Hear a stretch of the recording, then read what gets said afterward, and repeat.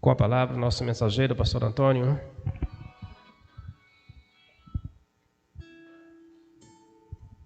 Obrigado, irmão Edilberto. Que a graça e a paz do nosso Deus conosco continue, amém, irmãos? Louvado seja o nome do Senhor. É muito bom estarmos juntos, é muito bom quando nós podemos nos reunirmos na casa do Senhor para adorar e bendizer o seu nome. Alguém triste aqui? Não? Alguém preocupado? Alguém amargurado? Alguém aí achando que não vale a pena viver? Não. Amém? Amém. Mas talvez você que esteja em casa aí ouvindo essa mensagem, talvez você esteja passando por algum problema, alguma dificuldade, algum momento difícil. E esta noite Deus tem uma palavra, irmãos queridos, não apenas para mim, não apenas para vocês que estão aqui no santuário, mas também para esses que estão vendo e depois irão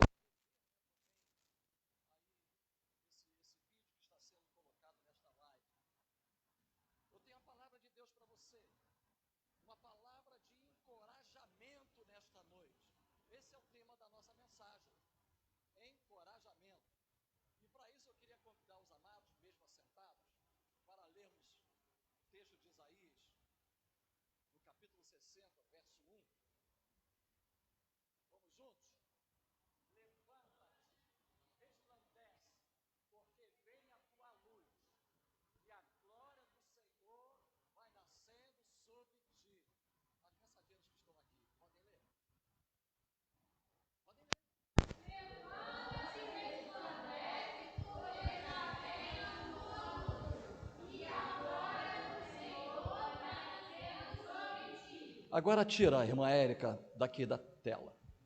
Tirou? Vamos ouvir as mensageiras agora, sem ler?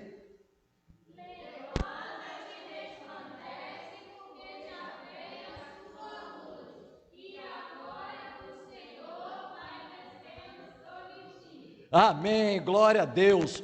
Talvez vocês estejam perguntando, mas pastor, por que pediu as mensageiras para recitar? Isso é o que das mensageiras? A divisa das mensageiras, né? E eu queria conversar um pouquinho com vocês sobre isso, como é que se diz? Complementando este versículo, eu queria chamar a atenção de vocês para esse texto, no sentido de quando foi que ele foi falado e por que esse texto foi falado. Qual era a condição do povo naquele momento, quando Deus chamou Isaías? E ele trouxe essa palavra ao povo de Israel. Eu queria conversar com vocês, porque era um momento muito difícil que o povo de Israel estava vivendo. O povo de Judá estava sendo conquistado por Senaqueribe, o rei assírio. Ele já havia conquistado todas as cidades fortes de Judá, e agora chegou em Jerusalém. O povo então estava ali angustiado, o povo estava alarmado, o povo estava sem ânimo, o povo não entendia o porquê daquilo estar acontecendo. Mas, amados, a palavra de Deus é bem clara quando diz que o povo de Deus não ouviu o que os profetas vinham falando a respeito da nação. Eles fecharam os olhos para as profecias que os profetas estavam dizendo. Eles se afastaram de Deus e começaram a adorar outros deuses. Surgiu a idolatria. Talvez aí pensando em algo lá da Babilônia. Mas acontece que o rei da Síria, Senaqueribe, estava ali. Já havia conquistado muitas cidades lá de Judá. Então, quando o povo estava passando por esse momento difícil, Deus levantou um homem chamado Isaías. Isaías quer dizer a salvação do Senhor. E ele profetizou sobre o reinado de alguns reis. O rei que nós vemos aí lá no capítulo 6, logo no verso 1, no ano que morreu o rei Uzias. Então ele reinou sobre o reinado de Uzias. Ele reinou sobre o reinado, ele profetizou, sobre o reinado de Jotão, ele também profetizou sobre o de Acabe e também de Ezequias. Foi aonde essa profecia começou. E o povo então estava ali, prostrado, o povo estava ali desanimado, não vendo solução para aquele momento de opressão que eles estavam passando. Então Deus levantou esse homem chamado Isaías, esse profeta. O seu chamado nós vamos encontrar lá em Isaías no capítulo 6, a partir do verso 1. Ali está o chamado dele, o momento em que ele se colocou à disposição de Deus. E Isaías, ele é chamado, irmãos, de um profeta messiânico. Mas por que ele é chamado profeta messiânico? Porque foi o que mais escreveu sobre Jesus. Nós vemos no capítulo 9 o nascimento de Jesus, profetizado por Isaías. Isaías capítulo 9, verso 6. E vai falando do nascimento, depois fala da sua morte, depois fala da sua ressurreição, até o capítulo 53. Então, do capítulo 9, verso 6, até o capítulo 53, nós vamos ver Isaías falando a respeito desse Jesus. E quando chega lá no capítulo 58 ao 66, nós vamos ver que ali ele está falando sobre o reinado do Senhor, aquele Messias glorioso, como seria o reinado dele. Então Isaías é chamado profeta messiânico por isso, porque foi aquele que mais falou, mais escreveu sobre Jesus Cristo.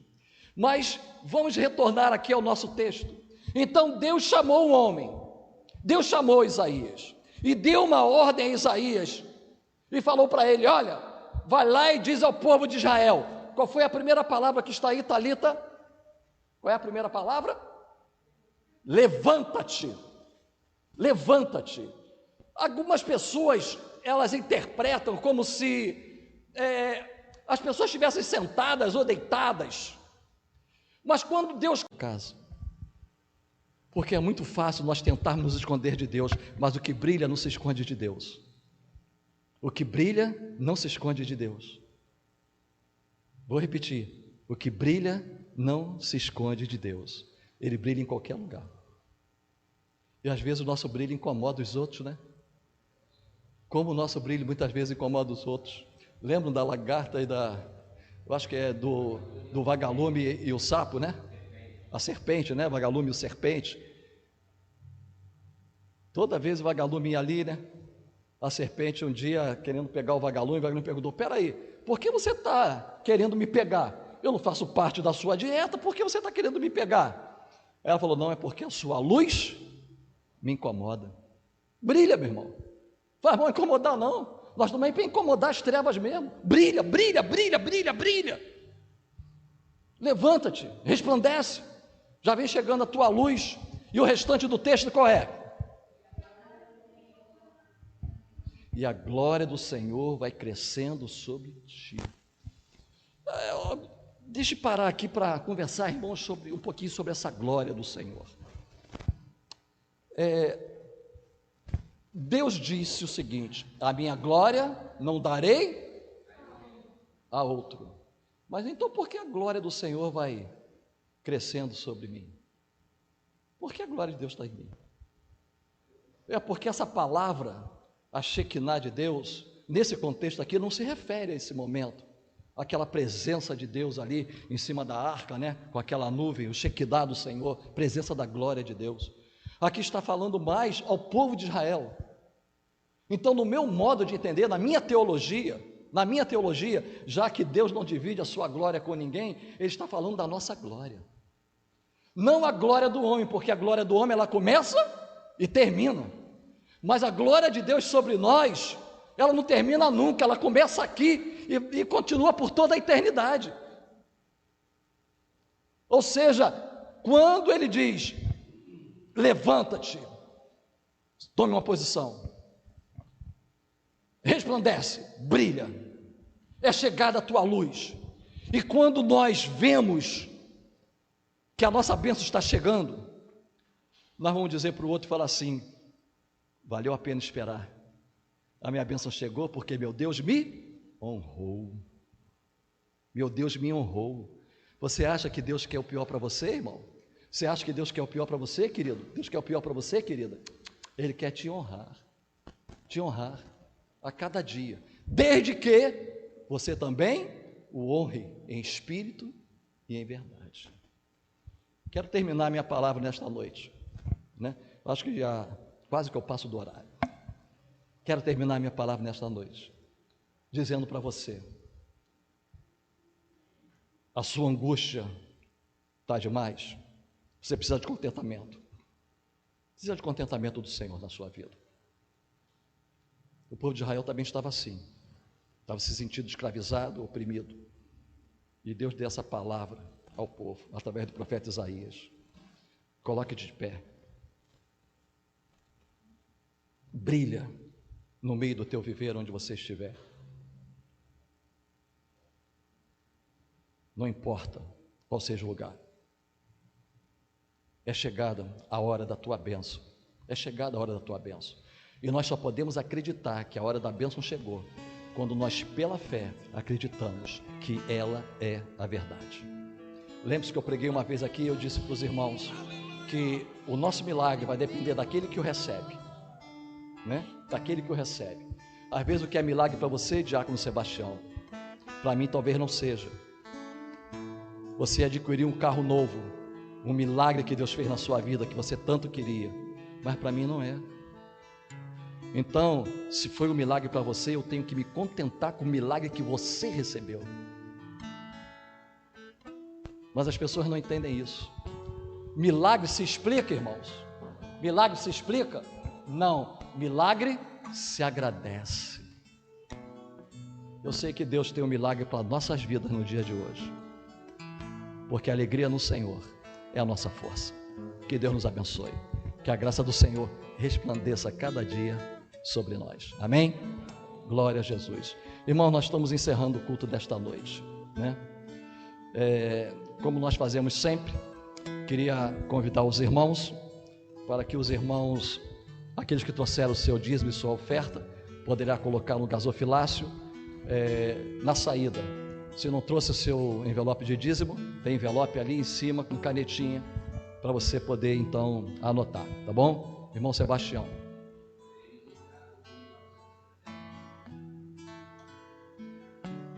Brilha no viver. Irmão Edilberto, nos ajude. E assim estamos encerrados, depois deste hino. Que Deus continue nos abençoando. Deixa eu entrar a bênção aqui, depois a gente canta o hino e podemos nos despedir. Vamos orar. Que o amor de Deus, o Pai, a graça salvadora de Jesus Cristo, o Filho amado de Deus, e as doces e eternas consolações do seu Santo Espírito seja conosco, agora e para sempre. E que juntos possamos dizer: amém. Glória a Deus.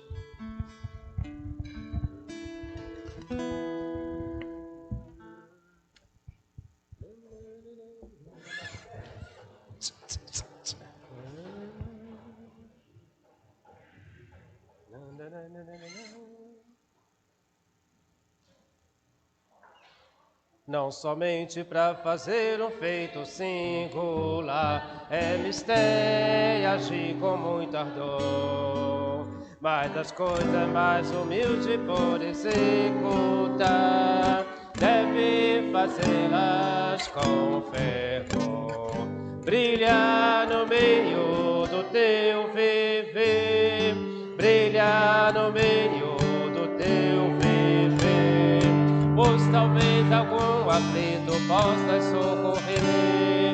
Brilha no meio do teu viver, ou talvez alguma vida possas alegrar com palavras doces em amor, ou talvez algumas almas tristes alcançar com a mensagem do Senhor. Brilha no meio do teu viver, brilha no meio do teu viver, pois talvez algum aflito possa socorrer.